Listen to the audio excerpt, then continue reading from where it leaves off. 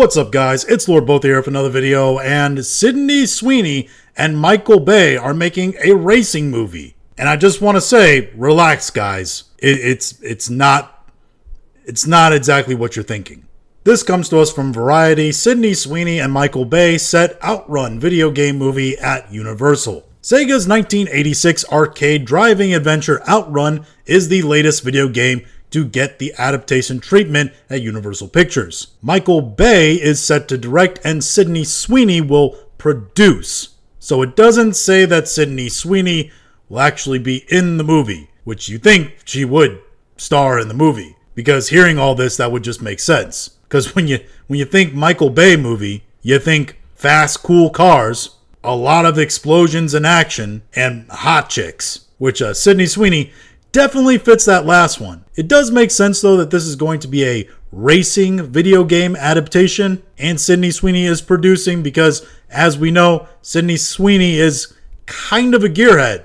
She likes herself some cars. Bay and Brad Fuller will produce through Platinum Dune's first look deal with Universal Pictures. Toru Nakahara will produce for Sega, and Sega Corporation President, COO, Suji Utsumi, will oversee the project on behalf of Sega. So they're getting the guys who oversaw the projects of Sonic the Hedgehog 1 through 3, as well as the Knuckles shows and something called Golden Axe. I don't know what that is. But Sonic the Hedgehog 1 through 3, I mean, it's good that they have the guys from Sega that oversaw that whole process, because those movies, especially Sonic 1, definitely did right by the fans. They did the smart thing by listening to fans who complained about the character design of Sonic, going back to the drawing board and redoing the character design. Even though it was probably costly for them, in the long run, it ended up being better for the movie and better for the franchise, as it earned them a lot of goodwill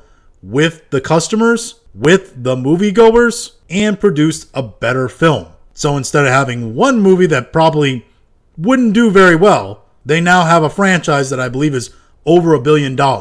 Sega's OutRun series is a franchise that originated from some of the most successful arcade games in the world during the 1980s. The game pioneered a new genre of driving games and spawned an entire electronic music subgenre aptly called OutRun, which I've never heard of before, so apparently it didn't stick. This unique approach made it a worldwide hit, prompting numerous subsequent series installments, including home console versions.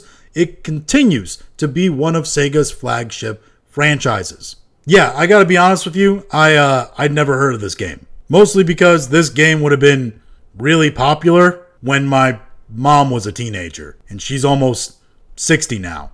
But it is a classic arcade style from behind racing game, as you can see here.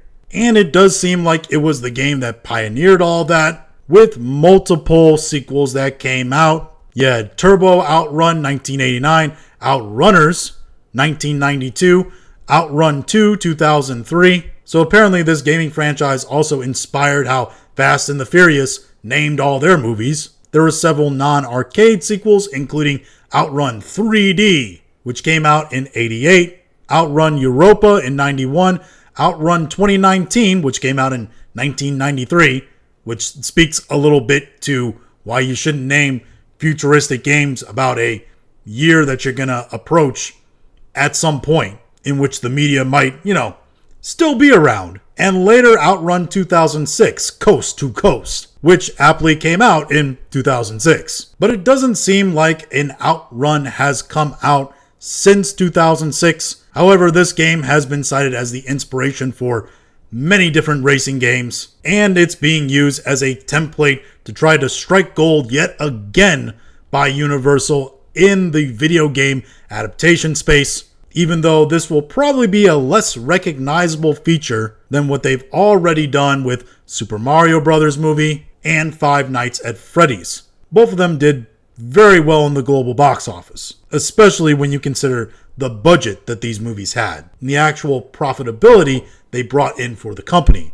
This is not to mention the other video game adaptation success that's out right now, the Minecraft movie, which I don't know if it's hit $1 billion yet. I haven't checked it in a minute, but I know it's getting very close. And it's only been out like a month, All this leading to further credence to my belief that video game adaptations for movies are going to be the next big thing. I think film companies have resigned to the fact that yes, with video game adaptations, it's not going to be like superhero movies, where yes, they were costly, but you could set up a whole cinematic universe, and that way it was kind of like a land rush, where people would go to each movie, at least in some sizable count, that made each movie worth it, and you could make your money that way. And both DC and Marvel could profit this way. Even Amazon profiting off of things like The Boys. I think film studios realize that video game adaptations, they're going to be more like a gold rush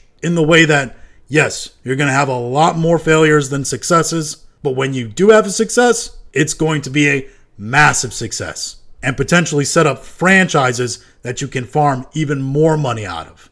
Will this movie, based on this video game, do it? I'm kind of leaning no, just because I think the audience for this movie might be a little too niche, even in the video game circuit. I will say, though, if the movie does star Sydney Sweeney, they'll have a better chance. But those are just my thoughts on all this. If you have your own thoughts, go ahead and leave them in the comments. If you like this video, go ahead and like, share, and subscribe. If you didn't like this video, appreciate you watching all of it, and we'll talk to you again later.